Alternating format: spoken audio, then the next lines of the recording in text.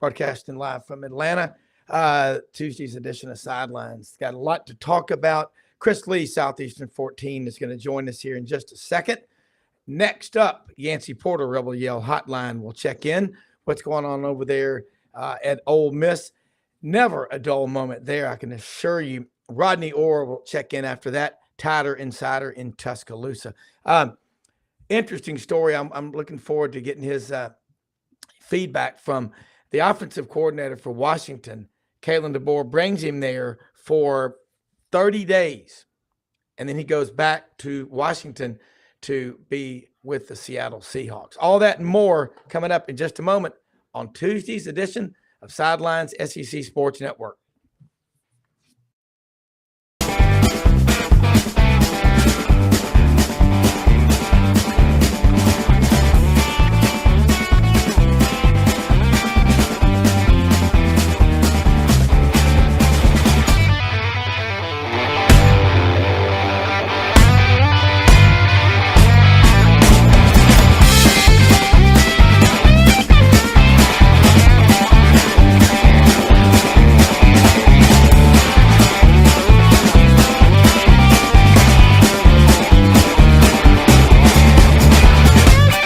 Sidelines with Rob Browne. Talk sporty to me.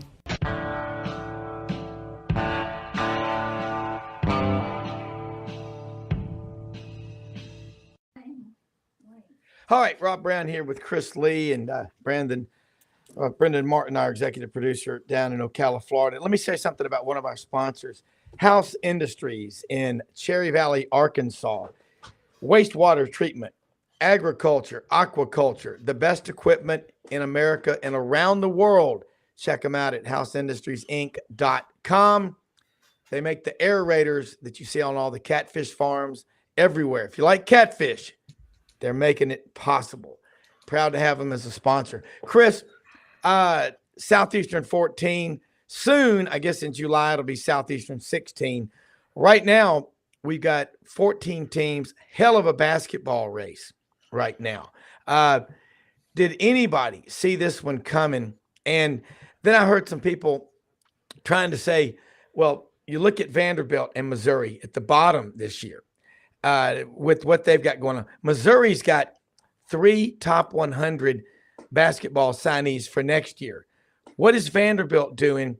Because the team that was picked 14th in the league, South Carolina, is number 1 right now, tied for number 1 with Alabama. Vanderbilt's not doing anything but making excuses. I think they're going to bring the coach back. I think they are going to try to. How do I say this? Brenden, happy face it going forward that he can get it done. Give him some NIL money, let him hit the portal, and hey, we'll throw some pixie dust on it, and it's all. Give me my money. Give me my money. Thank you very much. Okay. See you guys Brenden, next week. Can you? Yeah. Well, I'm just going to say this. Jerry Stackhouse, he dresses very well. I mean, if that's all you can say about a coach, he ain't doing the job. I just, Chris, you know, you live in Nashville. Vanderbilt, I hate seeing this. Yeah. It's just wrong. And you would think that some of the boosters, the way it is at a place like Auburn or Alabama, a booster is going to call up and go to the president and say, I'm coming by twixt 1 and 2 o'clock today. Be there. That's how it works. Vanderbilt, someone needs to call the athletic director and their president or chancellor and say, some of their boosters, we deserve better.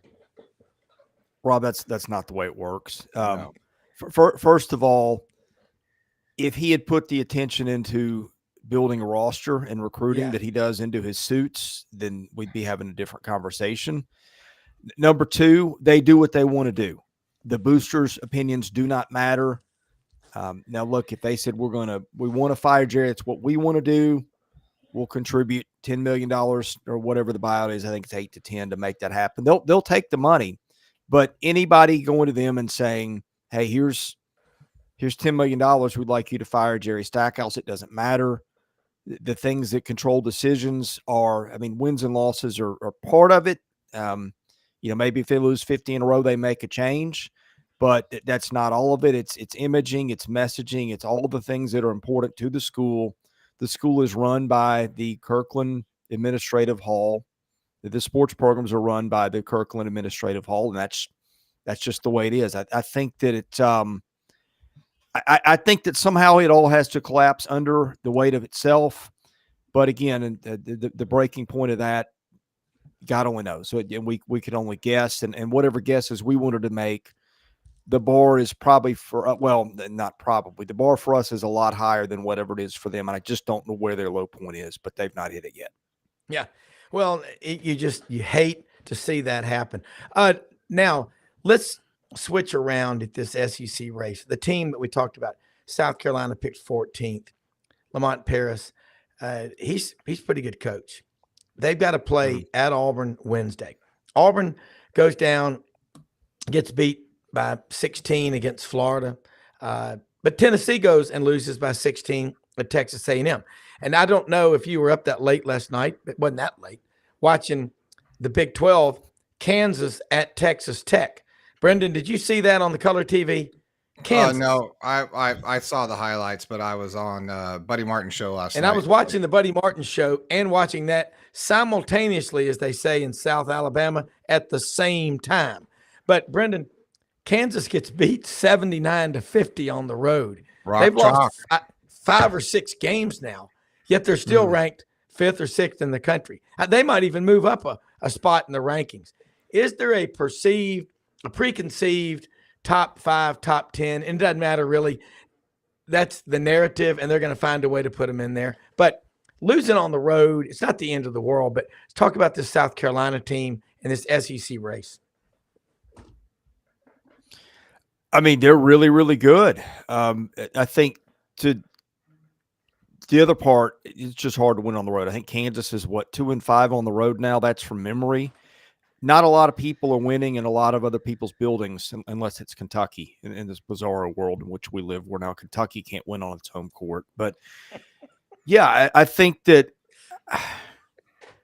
what a crazy year with a lot of parity. I'm very interested to see when we get to Selection Sunday and start comparing, all right, the teams on the 1 line and the 2 line and the 3 line. It feels like they're all going to have 1, 2, maybe 3 more losses than all those teams normally have because of the parity. Now the exceptions might be maybe Purdue and Houston and a couple teams at the top, but it feels like you're going to have some 2 and 3 seeds in there with 8, 9, maybe probably not 10 losses as a 2. But my point is, I think the losses are getting spread out everywhere. Winning on anybody's home court is not easy. And then you got South Carolina doing what it's doing, which has included winning on other people's home floors at times. South Carolina plays at Auburn. Auburn's coming off that loss. Auburn at home is a different team. I mean, again, who's not other than Kentucky this year? They're not defending their home turf. Does Auburn get the win Wednesday, or was Auburn shown to be vulnerable to great guard play? What is it about South Carolina, if you're Bruce Pearl, that's going to keep you up at night? Well, if I'm Bruce Pearl, what's going to keep me up at night is I've got a few guards that maybe take a few more threes than they should, and in a single elimination format in the NCAA tournament. That's what scares me about Auburn. That said, let's rewind Auburn's last week. Auburn just beats the tar out of Alabama in Neville Arena. And then Auburn goes on the road and at one point trails by 29 at Florida before eventually losing in a blowout. Yeah. Here's what I'm getting at. I think that Auburn was ripe for a little bit of an ambush against a Florida team that was playing well. I think the same thing's going to happen to South Carolina. I think that's a very good team. But playing those guys and Neville, I think the front court is a mismatch. If Bruce Pearl did not have their attention during the Florida game, I'm thinking he got it after. And I think South Carolina is really good, but I think Carolina is walking into a buzzsaw at Auburn. Going to be fun to watch. I mean, Auburn at 8-3 is in second. I mean, Alabama, South Carolina tied for first place. Next one, Tennessee. Up there in Nashville, you're sort of like you're really in the middle of the conference, and you know Kentucky, what their problems are. Tennessee, just when it looks like Tennessee is the best team, Dalton Connect is getting a lot of support from his teammates. They go play on the road, but Buzz Williams. What do you expect from Buzz Williams? Anything less than that? His teams play a full 40 Nolan Richardson style. I think what happened in College Station Saturday was more about Texas A&M than it was against Tennessee. About Tennessee, I still think Tennessee is the most complete team in the league. I still think it's the team that right now, if I just have to say, we don't know the matchups without knowing that who's going to go the furthest in March, I'm still going to take Tennessee of all the teams in this league. Yeah, but A&M about 3 weeks ago, I started to. I'm not going to say bury him yet because Buzz Williams has got a good team. They grab offensive rebounds like there's no tomorrow. They will defend you. They can play you at a slower tempo and mess you up in a little bit of a way that South Carolina does. So I wasn't going to throw A&M out of the discussion completely, but I was getting really close. And then you know what happened? Tyrese Radford showed up again. He's had breathing problems all year. The problem A&M has had, they don't have a lot of shooters, but the two they have that score a lot of points are Wade Taylor and Radford. And when Radford was not fully healthy, what happened was too much was on Wade Taylor, who's a shade under 6 feet. You can put bigger guys on him. He still's going to get his points, but they're not going to be efficient. Now that Radford is scoring again, and he got, I think, 27 against Tennessee, that takes a lot of pressure off of Taylor. They've got a kid named Anderson Garcia, who's maybe the best rebounder in the league or close to it. He's had 33 boards the last 2 games. I think Radford being healthy has made all the difference in the world. Even with that, A&M had a performance of a season where it hit shots at a rate, even with those guys healthy, it hasn't really hit them. And so I think that Tennessee just kind of ran into a bad spot with A&M. But I think the big takeaway from the A&M side is this is a lot more like the team that I thought we were going to see before the season, and it's all because Radford is healthy. Yeah, Todd Golden at Florida, Brenden sees them, knows them well, but he knows the league well too. His team was leading the nation in rebounding coming into that Auburn game. Again, you look at a Stocks 200-day moving average. Where's the breakout point? That's what Florida's doing. And I'm not just trying to suck up just because he follows Florida. He covers the whole conference. But it wasn't even close. It wasn't even close. Now, Auburn went on the road, got a big win at Ole Miss. Got a big win at home against Alabama. Come from behind, though, right? So, I mean. Yeah, at Ole Miss, they were down by 12 in the first half. Yeah. And so I don't think Auburn's out. I think they're in the fight. I think they're definitely in. And my point about bringing up the Kansas game, and I was watching that in the Buddy Martin show, and they were having a lively discussion about, kind of how does Florida get out of football hell? And it's, but people, Chris, they hit the panic button when they lose a game. I wouldn't want these people being my surgeon in an open heart triple bypass surgery. Yeah. I mean, look at UConn. Look at the top 10 road record of the top 10 teams. How many of them are above 500? At the top, more than you would think. In fact, I was looking at this yesterday. I'm gonna try to pull this up and see what I can give you an exact answer, because I've got a little bracketology thing I've been working on. The very, very top teams, a lot of those are above 500 on the road by a game or two. But when you get out of that grouping, it starts to fall a little bit. You got Purdue, Houston, UConn, Arizona, North Carolina. In my mind, that's the top 5 seeds for the NCAA tournament right now.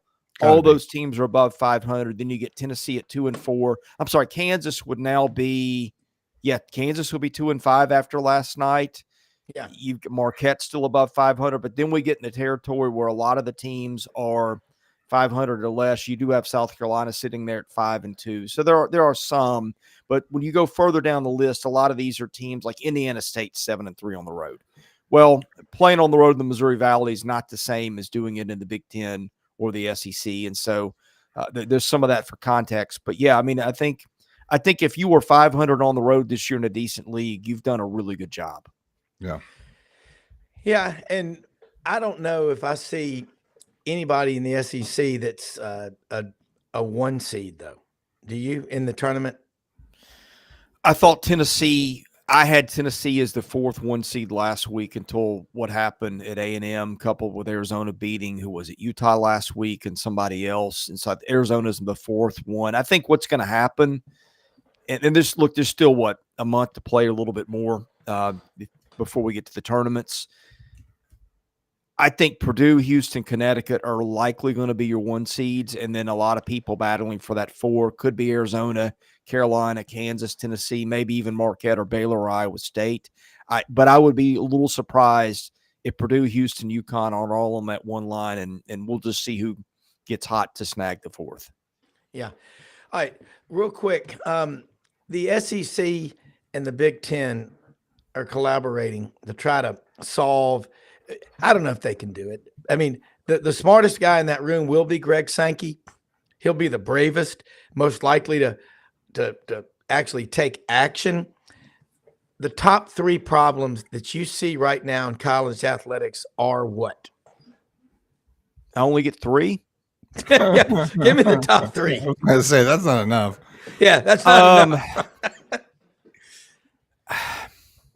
This is very politically incorrect, but Title IX is a huge obstacle. Yeah. You've got teams that are made to play by, share over here and scholarships and equalizing, and you got football, which is its own thing. It's one of the few things that actually runs like a business where it can make a profit, and you can take those profits and do things with them. Well, you have to take those profits and you have to share them with other people. In that case, I think that's a big obstacle. Number 2, I've got a 10-year-old boy and a 12-year-old girl who would probably be better leaders than the people we're asking to solve this at the NCAA and in Congress, if that's where we go. So I think you've got leadership as a fundamental issue.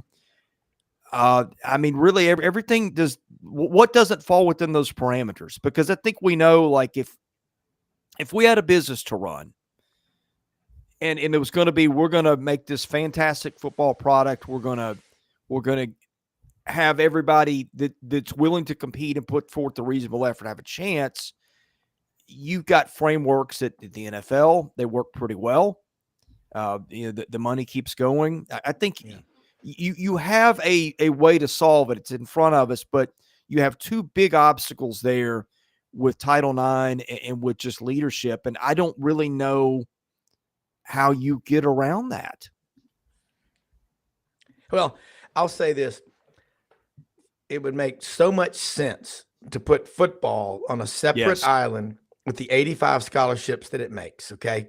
Yeah. And then put all the other sports over on the side. In the business world, the last thing you would want to do is take your biggest moneymaker, your profit center, and penalize it. Okay, that's what we do. That's the stupidity of these idiots that are running the NCAA. You've got Charlie Baker now. Now, governors make very good presidents because they've had to balance a budget. There's accountability involved there. But as far as these administrators that are running the NCAA, how many of them have ever run a business? We have ULM AD John Hartwell, my friend, on this show every Thursday, and his background is public accounting. If you look at the Fortune 500 CEOs, over half of them have their CPA. Okay, several of them are probably engineers. There's no accountability. I mean, look at the money. Franz, last night or yesterday on our show, remember, Brenden, Franz was talking about Florida has 3 jets, the University of Florida does, that they use. I'd love to see where all these flights are. It's like with anything, state universities, and the difference is they can do whatever they want. It's state funds. And I think, Chris, that's the problem, is the NCAA. The biggest 3 problems are NIL, lack of accountability, the transfer portal, and C, just even considering letting Congress get involved. Yeah. They can't. The only reason we hear about politicians in this country is not because they're doing their job, it's because they're not. So that's the last thing. My wife's right. And honestly, they're just errand boys and errand girls that go to Washington. They're supposed to do what their constituents tell them. But we don't need them trying to fix college athletics. You know who can fix it? The fans. And you know how they're going to do it, Chris? By when they don't renew their season tickets. Yeah, I think you're right. I mean, look, higher ed is run by people that have never lived in the real world. They're ideologues. That's who runs the NCAA. I mean, all the things that you said with the portal and everything, those are all, but they all fall under leadership. Sure. And again, it's like asking, my 10-year-old son plays baseball, but he couldn't go out and hit Max Scherzer tomorrow. I just think that's kind of the ask we're making. It feels like to me. Yeah. Do y'all feel like I just feel like it's like everyone's just, it's like hot potato, right? It's like you just nobody really wants to be holding it when it breaks. So nobody really wants to be responsible. Everyone knows it needs to break. Everyone knows it needs to hit rock bottom. Everyone knows it's messed up. So the question remains is like, well, who's going to be responsible at the end? Because somebody's always, they're always the scapegoat.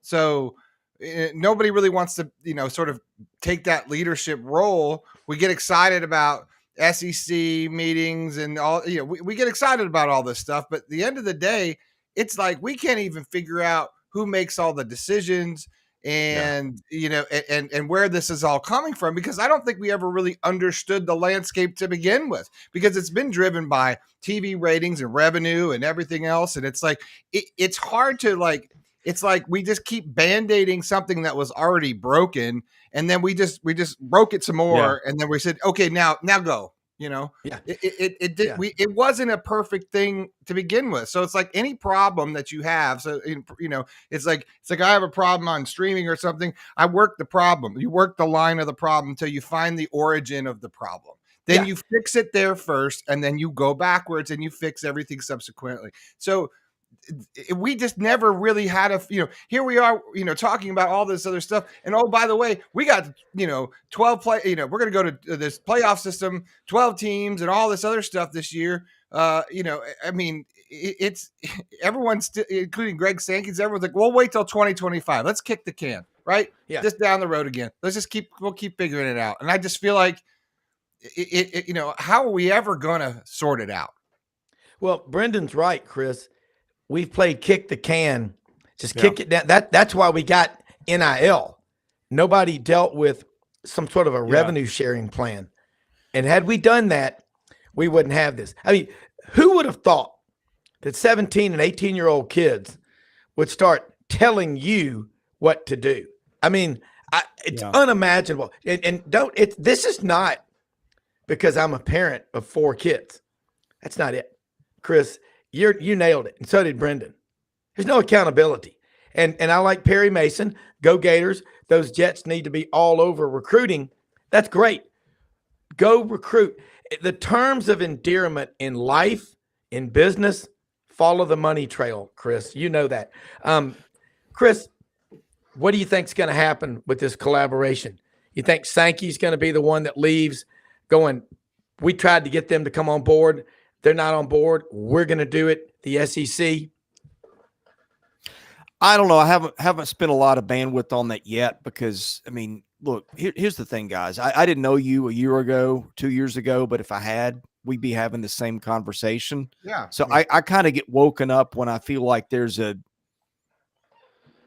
chance for something to happen. Now, here comes the part where I speak out of both sides of my mouth. I think if there is a chance for it to happen, it's probably going to take a Greg Sankey or somebody like that getting involved in solving something, because I think I trust him more than I do a lot of the other people who've let this fester and become an issue. Yeah. Chris, let me ask you something. We're building this Sidelines SEC Sports Network. You are putting out content how many days a week, and how much content? To me, what you're doing, because I have a lot of people that are complimenting you on the great work that you're doing and your team. Why can't we get more honesty from not all the SEC network, but you can't have a bunch of Kool-Aid drinkers. We need more truth brokers, and you're one of them. Well, number one, people in our profession and people in life like to be liked. You've got to be willing to risk not being liked for an opinion for the sake of honesty. Number one, and number two, the money's too good. I don't make the money that the people that do those things make. And I'm not throwing stones at anybody, but higher ed and a lot of things it's a club, and it's Yeah. you scratch my back and I'll scratch yours. I worked in higher ed for nearly a couple of decades while I was doing this part time. That's just the way life works.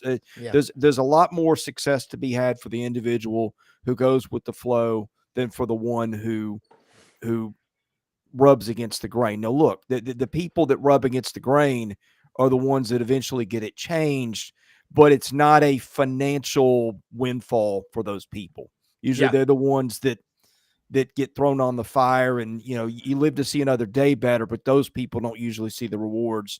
And our world is designed to reward people for this and that, which is mostly good, but not always.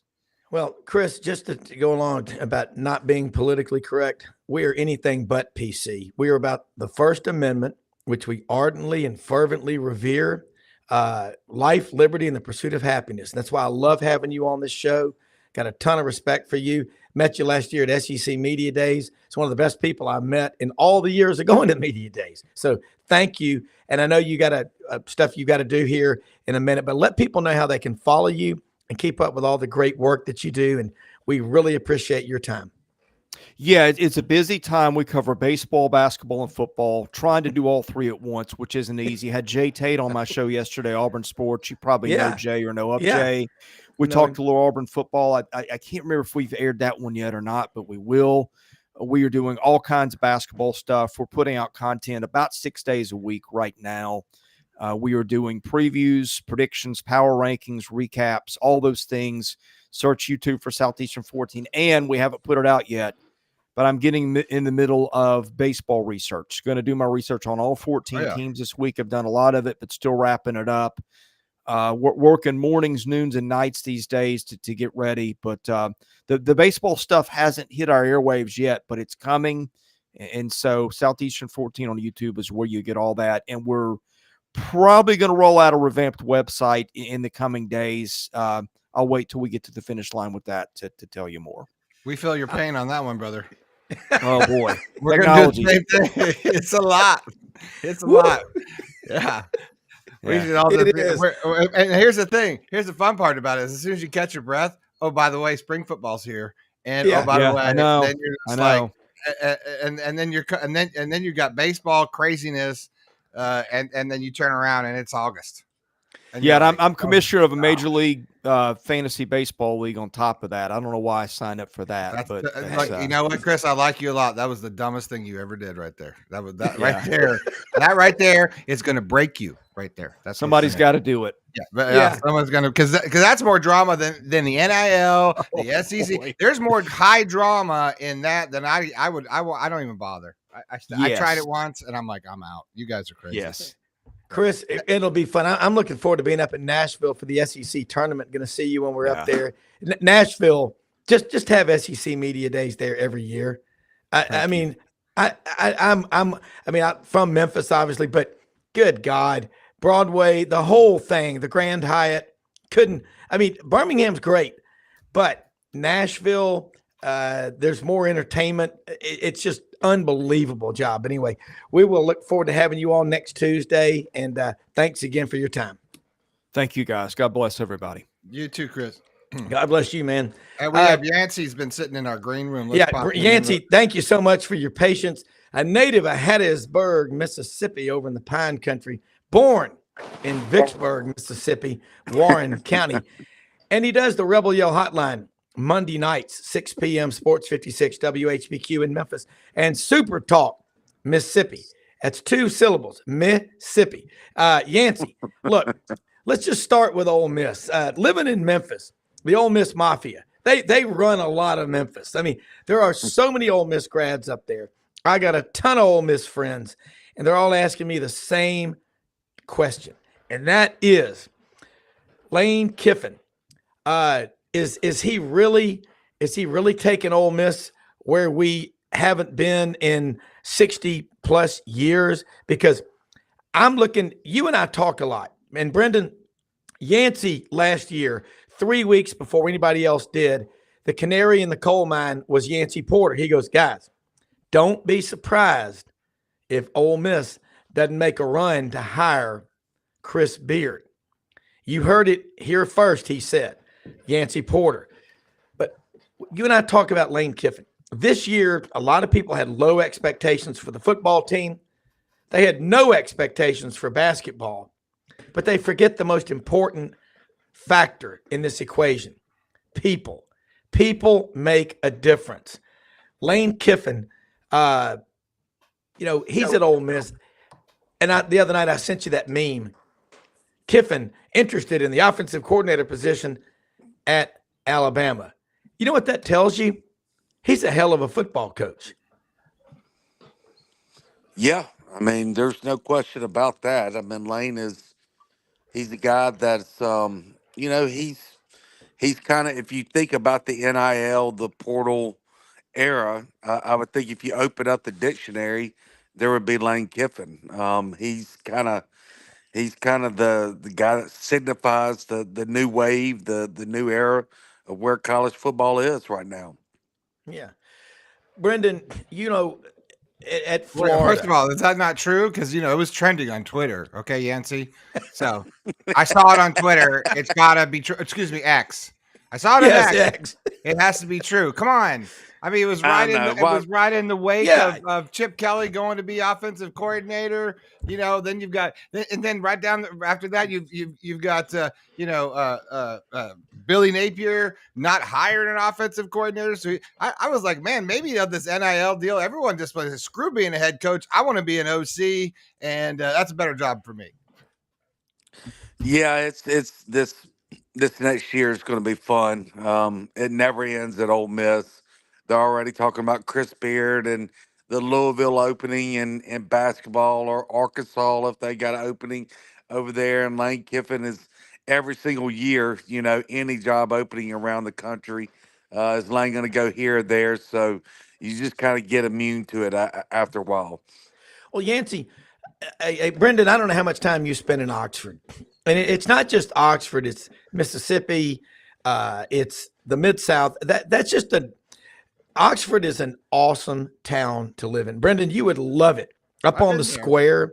Yeah. Go to I've been Square Books. There's 2 Square Books.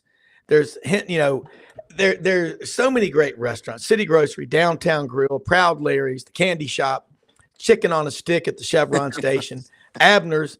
Abner, my little brother in the fraternity, Matt White, that was his little brother. They went to Jeff Davis High School in Montgomery, and Abner could have walked on at Auburn, but Abner White went to Ole Miss and played and started. And it's just that, I mean, I'll just say this, Yancy. If I'm Chris Beard, and I don't know if he's got kids or what, but and I'm making that kind of money, and I can live in Oxford, Mississippi with the quality of life. You don't have to lock your doors. You can walk anywhere you want to go. I mean, that stuff matters, Yancy. And in the case of Lane Kiffin, I was kidding with you. I saw that the other night, and I said, that's just people. You've got a good coach when he's being rumored to be going everywhere in the country, but staying where he is. You've been around Chris Beard some. How intense is this guy? And what are the players saying about him? In person, he's really laid back. Honestly, he's not stomping and romping like you would think during a football game, basketball game. Excuse me. He's really laid back, easy going. He's and honestly, you would think during the games, he's very laid back as well for the most part. Now, yes, he does get intense a lot of times, but a lot of times he's just chilling on the bench. He's not one to really get around. He doesn't yell at the players. He encourages them. He's not like a Bruce Pearl. I mean, Bruce, he looks like every game he sweated 50 pounds off, right? He's Beard is more laid back than what I thought he was going to be like before he coached his first game. I'll say that. Well, and I'm telling you, and that is it's like Lane Kiffin. People think he's this extrovert, and he's not. I mean, you've been around him, but just people over and over will tell you when the camera's on, he's one thing, but he's much more reserved. But the bottom line is those two guys, they're two of the biggest names in the sport of football and college basketball. And they're both at Ole Miss. And you've got Bianco, who won a national championship in June of 22. These are the best last few years. This is the best time ever in Ole Miss sports history, isn't it, Yancy? That's what they were saying at the Beacon this morning. It is, but right now, normally all the talk right now would be about baseball. Honestly, baseball is so big at Ole Miss. It's unusual, even for the SEC. It's just so much bigger than all the rest of the SEC outside of maybe Mississippi State. Probably that's about it. Those two schools there, Arkansas, LSU, love baseball. But at Ole Miss and Mississippi, it's just different. Baseball is just so important in the state of Mississippi. But this year, I mean, anywhere you walk, it's not about, hey, what's the weekend rotation going to be? Who's going to close the game? Who do you think is going to be leading off this season? It's all football. I mean, that's everybody. Everybody wants to talk about. Everybody wants to talk about next season. Ole Miss winning the national championship, the roster. Who's going to be that last piece at the running back rotation? That's what all the talk is about. Well, I look at Ole Miss and Jackson Dart, and we're going to be down there March 2nd, Yancy, at the grand opening of the Vitamin Shop in Oxford. One of our sponsors, Justin Ross, and they're trying to get Jackson Dart, the Ole Miss quarterback from, where's he from? Canyon River, Utah. Yep. Okay. That's it. What, is he 20 yet? I think he is. He was young when he entered I mean, college. he's been He at was Ole Miss for 7 17. years, hadn't he? That guy- No, that guy- he's yeah, I'm trying to think how old. He was 17 his freshman year for the most part. okay, He that's what turned it was. 18 midway through the season. Yeah. So yeah, he's 20. He's 20 by now. I'm going to say this, Brenden. Before, when Luke Altmaier came out of Starkville, Ole Miss recruited him from 8th grade. Okay, he was the heir apparent to be the quarterback when Matt Corral got hurt in the Sugar Bowl against Baylor. He came in and played, but Yancy said Jackson Dart's more of the gunslinger mentality that Lane Kiffin likes. You want to know what's going on at Ole Miss? Follow Yancy Porter.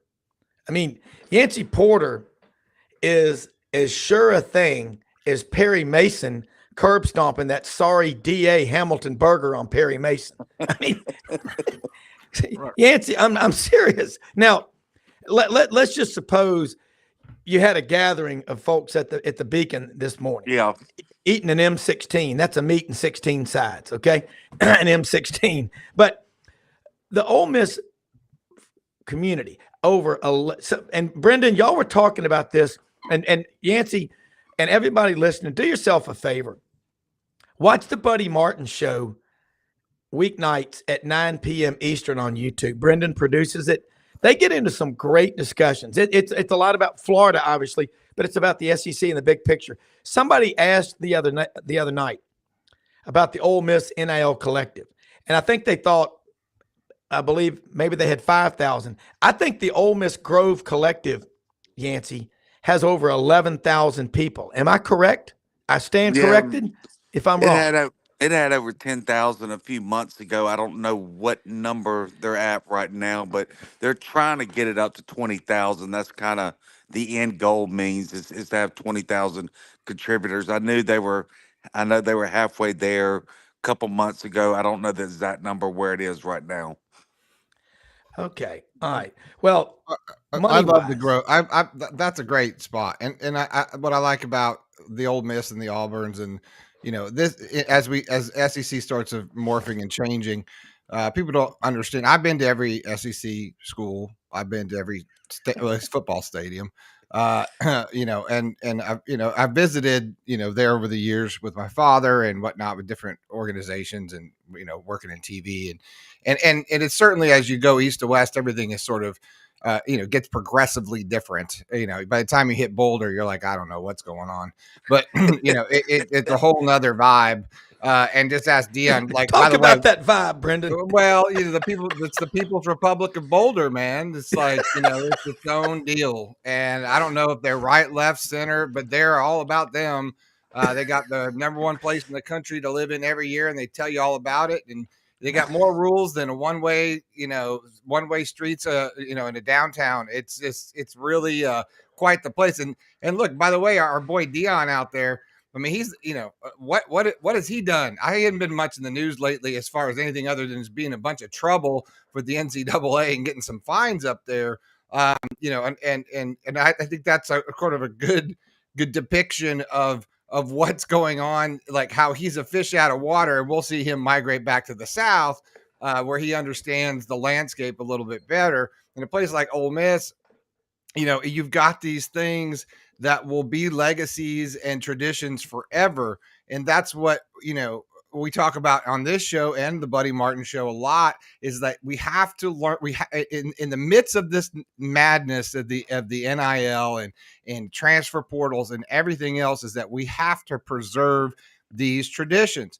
And because a lot of these other schools, they kind of have these traditions, but they don't really. And I think that's what's key about, having, a good program at Ole Miss and having a Lane Kiffin and having these guys who will sort of, preserve these things, because, you got Saban's gone, right? You've got, a lot of these old guard who understood that and respected that, the whole sense of like, you got to know the rules before you break the rules.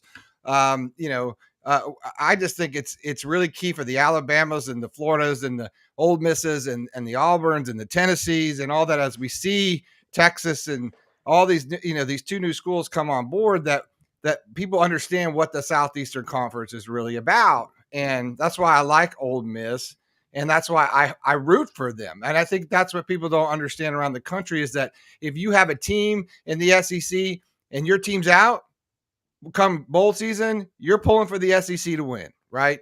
You generally, yes. even if it's Georgia and I'm Florida, I still want the SEC to win because it matters to me. Yeah. Brenden just nailed it. Yancy, that is true. I was going crazy when Ole Miss was wrapping up that national championship. I was listening to the voice of the Ole Miss Rebels, David Kellum. I mean, he was in tears. If you've ever worn the red and the powder blue of Ole Miss, I mean, this is the biggest moment. I mean, and that was baseball. Ole Miss has over 10,000 season ticket holders in baseball, with 5,000 people on the waiting list, Yancy. Again, name me a school in America outside of Mississippi State, Ole Miss, maybe Arkansas or LSU, that's doing that. I get so damn tired of the snide, snickery, cheap shots at Mississippi. I don't know. Ole Miss and State, great rivalry. They hate each other. I mean, in competition, I don't think they hate each other, really. You've got Mississippi State people in your but you've got Mississippi State people in your family, don't you? Oh, of course I do. Of course I do. But Okay. there is no more hostile environment than Ole Miss and Mississippi State. I know Alabama and Auburn would like to disagree on that, but I don't think there's. I'm telling you, just like baseball being a little bit different in the state of Mississippi, so is that rivalry between the two schools. Because really, I think it comes down to the fact that, there's really not a whole lot else to do in Mississippi. When you get down to fishing. it, I mean, in Florida, you got Miami and you got Jacksonville, and You know, you got the Well, Orlando yeah, but Mavs. You know, Gainesville's you in got Ocala is in the middle of kind of nowhere. I mean, it ain't no close. We're 90 miles from everything, but we're still 90 miles from everything. By the way, I want to yeah. bring in Rodney Orr to this conversation, who's joined us here There we go. Hey, good morning, Rodney. Thanks for joining the program. Rodney Orr, TiderInsider.com. How are you, sir? I am doing well, guys. I'm sorry I'm driving this morning, but I hope you can hear me well. Oh, we hear you No, perfect. Thanks. you're doing great. And Rodney, thank you so much for joining us on the May Veterinary Clinic Tider Insider Report. In 1964, Dr. Wayne May opened the doors for the first of two clinics in Tuscaloosa and Northport, the best veterinary medicine, healthcare treatment anywhere. Tuscaloosa, Northport, Alabama, open every day of the week. Sundays, drop off and pick up only at Camp May, where they have an outdoor pool for the dogs and cats. And they even have connecting cat condos. Let's be honest, guys and gals. We all knew the old hag at the end of the street that had 20 or 30 cats in there. We saw it on the news. They could all stay there together in the connecting cat condos. May Veterinary Clinic, Dr. Waller May, Dr. Guy May, their associates, the vet techs. They've got sidelines on Google Smart TV right now. Howdy, everybody. Hello, Rodney. kiddies. Hey, I could go for a taco burger or some tacos from the Casa right now, but I'll just live vicariously through you as you're driving down McFarland Boulevard in Tuscaloosa. What's going on with the Tide? Or as John Forney would say, Stedman Sealy touchdown brought to you by Bromberg's Jewelers. But Rodney, how are you? I get wound up when you're on That's here. an intro. Yeah. I'm doing well. I'm doing fine. It's a lot going on here. Obviously, like people say, there's never a dull moment in Alabama football. If it is, just hang on a second. Things gonna change. So, but there's been a little bit of change here. Obviously, this week. Ryan Grubb's going to Seattle, the offensive coordinator, and then also Sam Huff, not Sam Huff. Boy, that tells you how old I am. Sam Huff. I love it. Scott Huff, who was the offensive line coach that came in with Kalen DeBoer, is going with Grubb to Seattle. So a couple of spots on the staff. I think right now that we'll see Kalen DeBoer stay within his staff here because they've got a lot of guys who have a lot of familiarity, have experience play calling. So I think that's what we're going to see. And then maybe they'll bring in one other offensive line coach is going to take maybe by the end of this week, hopefully they'll have a guy, but I think they're still looking for one. Is the sky falling, Rodney? I mean, because outside the world of where everyone else is, it's everyone thinks, well, this is the demise. This is the end. Everyone's running scared. Yeah. Well, here's the thing. The bottom line is how is Kalen DeBoer running? And I think he's extremely confident. From everything I gather, I think he's really confident in the guys that he'll promote or he'll put in those positions. So no, I mean, are Alabama fans some Alabama fans overreacting? Of course, they always do. I mean, they overreact to just about anything. I can't tell you how many times I heard on TiderInsider.com that Nick Saban didn't know how to manage a game. He only won how many? 297. So anyway, it's relentless. Yes, it is. It is. Rob, I think your mic came off. Several questions I have. I've had some texts. I'm trying to respond to them. And here's the first one. I know some of the guys left, obviously, active players, but also in this recruiting class that's ranked number 2 behind Georgia.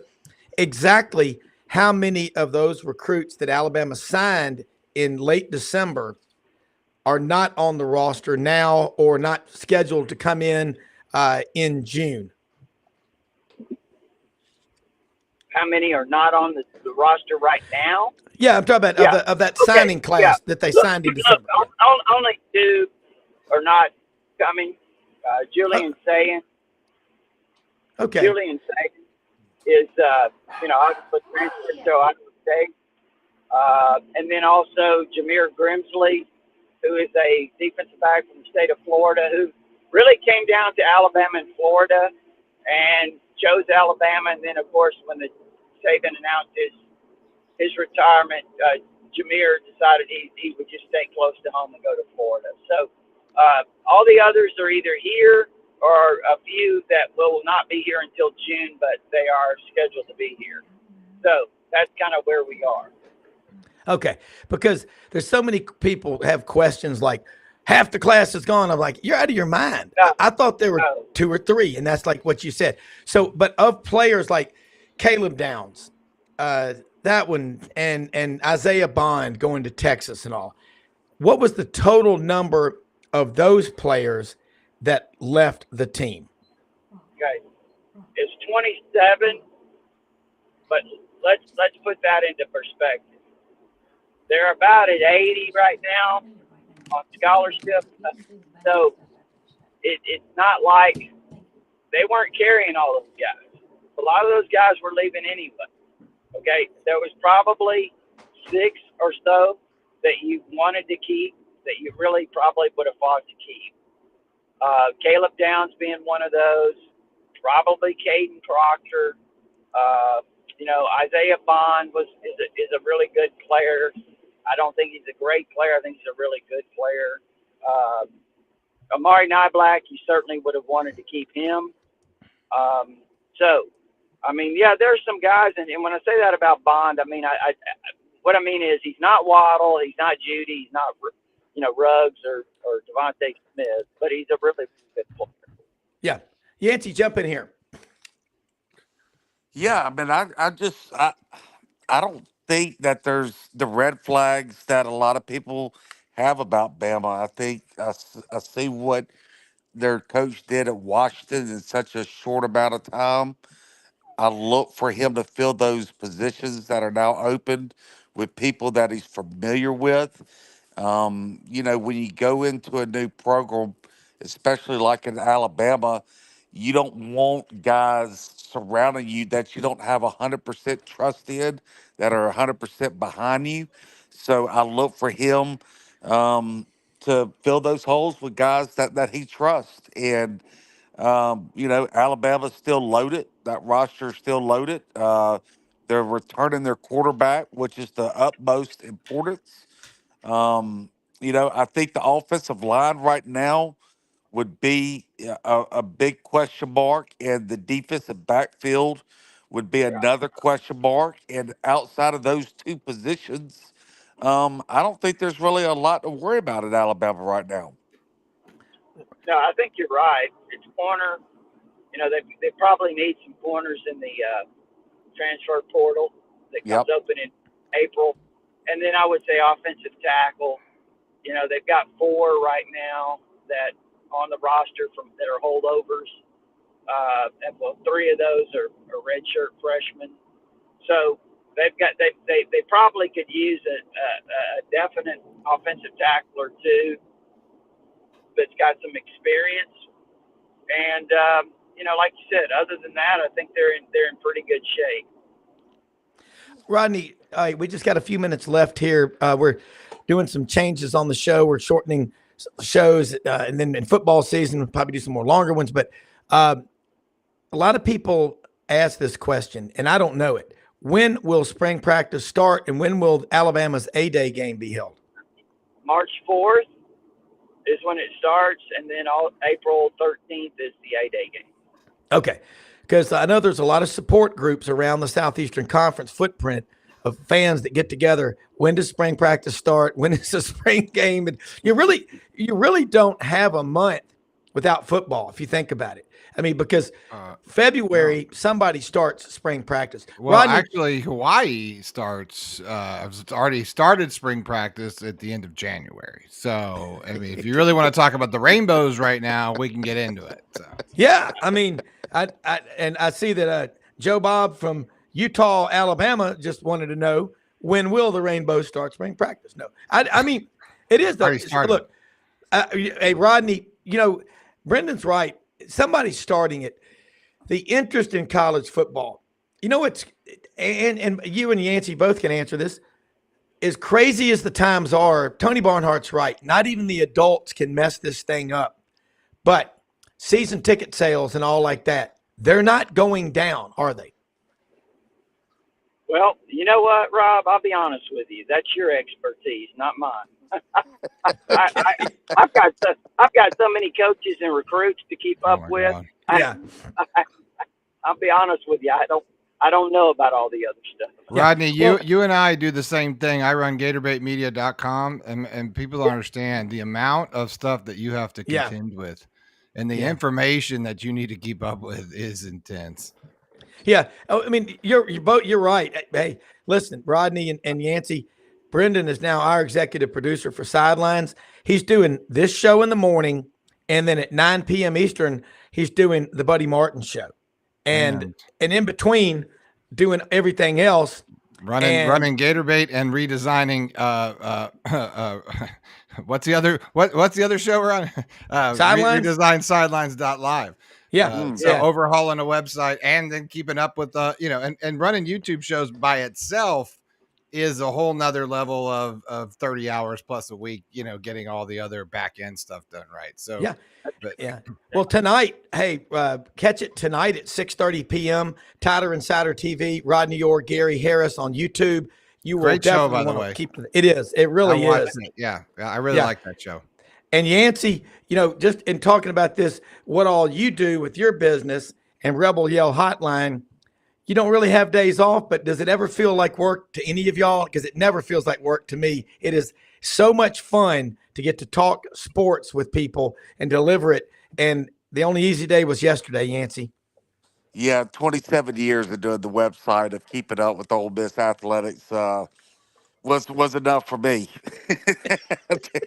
There was I think there was Forrest and Jamie Newberg and Scott Kennedy and myself when I first got in it, and then Yep. Rodney was in it, and Chuck Rouseville, and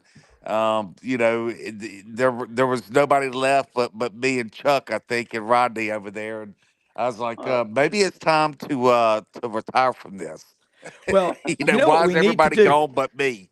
Yeah. We need to have I a feel your party. pain over there. It takes Well, a little bit of your soul. I want to have a party and get everybody together of all these different schools, because you know what?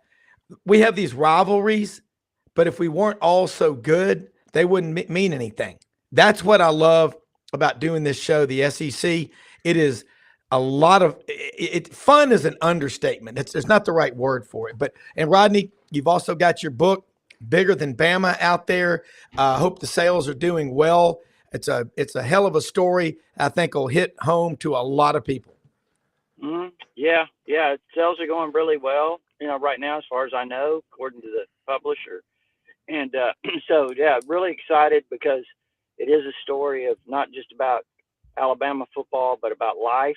And, we talked about that last week. I know you don't have time to go over that again, but you know what, if you're an Alabama fan, or, if you're in a hopeless situation that you feel like it's against all odds, I think we have a story there that can relate to people in those situations. But it's you can go on RodneyOrr.com. That's RODNEYORR.com, and you can purchase the book. It's only $19.95. Or if you forget RodneyOrr.com, you can always look on Amazon. We prefer you go to RodneyOrr.com, but Bigger Than Bama. Or you can actually go to this chat room right now. We got a QR code with the cover of your book up right now, Rodney. Oh, there you go. Okay. Yeah, I run that. We run that every time you're on. And then in the chat room, if you want to go click on there, you'll see Sideline Sports Network. You can click on that. That takes it to Rodney's website, so we keep it local. And all the proceeds and stuff are a little bit more for those who have put it together. So check it out in the chat room, or go ahead and click on the QR code. Hey, thank y'all, both of y'all, Rodney, Chris Lee, Yancy Porter, Brenden. Unbelievable stuff. We most often see the face of Christ in the least among us. We live in the greatest country in the history of the world. God bless you, man. We're go out and do something great today. We'll see you tomorrow. Got another great show in store. Thanks, everybody.